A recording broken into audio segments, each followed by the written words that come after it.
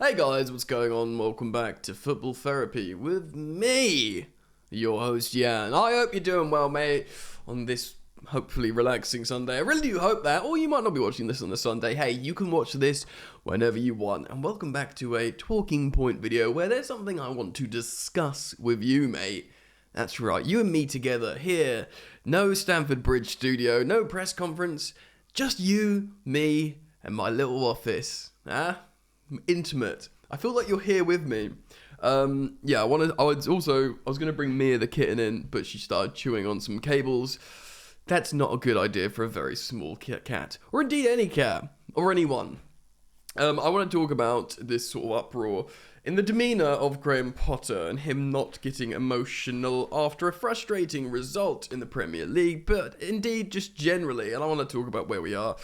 Just the sobering reality and what I would like people to consider, digest, and process. So thanks for joining me, and thank you for your interactions. I really mean that. Thanks for liking the video, commenting, sharing. And if I am wanting to learn English, then you might be wanting to subscribe. And if you do, you should hit the bell. All right.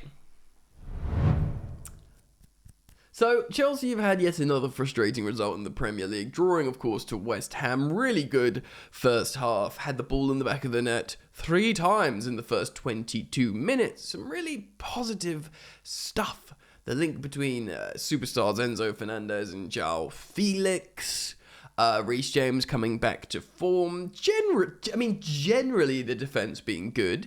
Bit of a freak goal we conceded, but the goalkeeper's been fine. The defence has been good. Cucurella has been a weak link, but Ben Chilwell is returning. And you would think at the moment our first choice Premier League back four is Chilwell, Badiashile, Thiago Silva, and Reece James in front of Kepa. And you got Enzo at the base of midfield making things tick, and you can partner him with all sorts. N'Golo Kante, why not Ruben Loftus-Cheek again?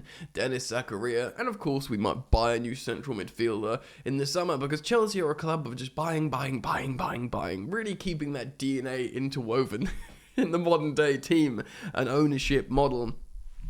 We've got talented wingers and wide attacking forwards. They're all like attacking mids that can play out. We've got conventional wingers like Ziyech, who I'm not overly happy with from the last performance, but he is a conventional winger. Madueke, looking like he's one for the future, nearly scored an excellent goal, 20 years old, very, very impressive winger. Of course, Mudryk, who we gazumped Arsenal for. Raheem Sterling is a conventional winger. We'll see what happens with him. Then we've got attacking mids, whether it's Gallagher, Mount, not the two most favourite players at the moment, but indeed, Chuck Wormaker can play like attacking mid. Of course, a bit more sort of silky style, Kai Havertz, not a number 9, and João Felix. Match of the day did a dissection of Chelsea's draw against West Ham and like proper football men, and they may be right. But, like proper football men, they said, well, they need a number 9. Chelsea need a centre forward. What's Aubameyang doing? They've got Aubameyang out there. And yes, Aubameyang's not even in the squad. He's out of the Champions League squad. We talked about links to LAFC. Might happen, might not. Publicly, Graham Potter is very, very calm about Aubameyang. Said he's been professional. And I do want to talk about this public demeanour of Graham Potter and how that is frustrating people. So, people are upset.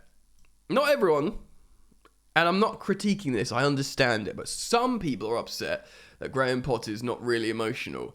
Chelsea were, in match of the day, Danny Murphy said this, look, Chelsea played well in the first half, they were robbed a stonewall penalty that would have been the win for them. I'm angry that Graham Potter's not more angry.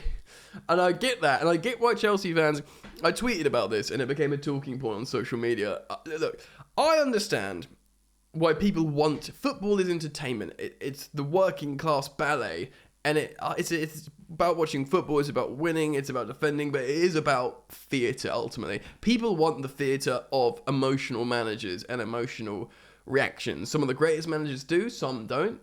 You've got like the peaceful, meditative Ancelotti. Sarri as a good coach. Many Chelsea hipsters liked him. I didn't think it was going to work out long term. He was quite methodical. You've got passion, but then us Chelsea fans, generally, I think largely the reasons why a lot of people didn't get into Sarri is because he wasn't, he wasn't theatrical and dramatic and passionate. That's a lot why a lot of Chelsea fans didn't like Sarri. And Graham Potter is like that, and like Carlo Ancelotti. But Chelsea fans, in terms of great success, they're used to the Premier League and Champions League style winners of Jose Mourinho, Antonio Conte, who's having a torrid time at Tottenham, and, Thomas Tuchel, who was very, performative and theatrical and dramatic and all that kind of stuff. Because I get why the fans like that, because it's part of the entertainment. It makes that camaraderie. And also, when you lose, you want a mirror of your emotions through the man or something through the manager. You want to be like, yeah, I'm pissed off because we didn't get the penalty, and I'm just like a fan, and that's what fans want to like calibrate themselves with the manager that they're seeing on the TV. And I get that, but the sobering truth is that is not conducive to what we're trying to build. Someone replied to my tweet. I really like to reply. Forgive me, I forget the guy who did it. But he spoke about how being in control of your emotions is the power move. It's not the being reactive and flinching.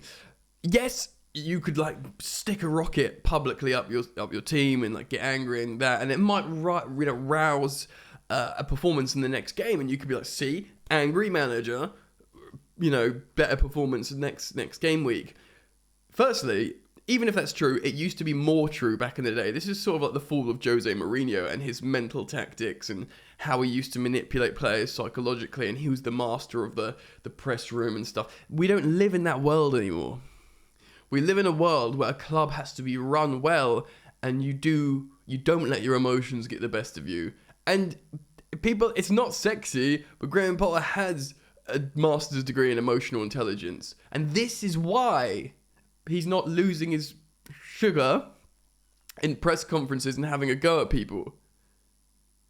It's just, that's just the way we're at, that's what's happening. So the fact how he's getting, just looking at what's happened, he's not getting angry, makes the odd joke, he might get, and people, they want more of a riled response. But no, that's not conducive to a long-term project development and soberly assessing what's happened on the pitch and just not getting your emotions. Because what happens, you get emotional, you get stress, cortisone, stress hormone. It affects your ability to assess, move on, develop, process, and essentially advance. It hamstrings all that. Now, I'm not saying we should all be a bunch of meditative Zen Buddhists on the pitch. No, you still have to behave like a human. But the truth is, I endorse this, and I've said this a million times before. I'm a content creator.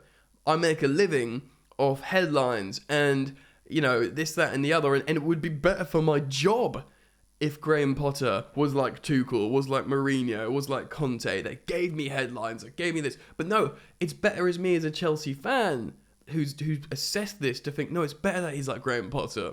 He's not going to upset players. He's managing up, he's managing down, he's managing himself in his emotions so he can move on and develop. And there is stuff to be, I'm so bored of talking about transitions, but whether it's the club sale, the management team change, the manager change, the recruitment team build, the technical footballing team build, and pretty much a whole new squad build. People will say, we spent this X 500, 600 million, it should just work. No, football doesn't work like that. You don't just spend money and it works. You've got to find continuity and you've got to build. It's just going to take time. I wanted to talk about this because I don't care that he's not freaking out and getting emotional. For me, that shows a sign of weakness and flinch. You might get your fleeting dopamine hit like, oh, he's angry, he's like me. But that is not what we need long term. Because as soon as he starts doing that, Todd Boehly and Clearlake, who've seen this guy, who's methodical, philosophical, who's a good coach, he's recognised as a good coach, but a good leader and the appropriate candidate to build what they want to build. They've seen that. As soon as he starts losing his heading press conferences, you know, Bedadik Barley and Todd Bowling start looking at each other like, this is not what we signed up for. Maybe we've got this guy wrong. Do you know what I mean? So I wanted to talk about it and put it out to you guys. I'm really interested. I think I've heard my cat outside. No one's actually met my kitten yet. Mia. I'm trying to get my kitten over. So look, I want to hear people's opinions on this. I understand why people were upset. But at the end of the day, just look at this kitten. Hello, Mia. Say hello to the football fans out there. She likes to sit on my shoulder. No? Okay. I wanted to put it out to you guys. Let me know what you think. Comment about Graham Potter. Be emotional. That's what football's all about. But at the end of the day, just get a little kitten and everything's going to be all right. Do you know what I mean? So, like the video, drop a like for the kitten, subscribe if you're new, and don't worry, guys, it's all going to be okay. Huh? Right, thanks. I'll see you later. Cheers, bye.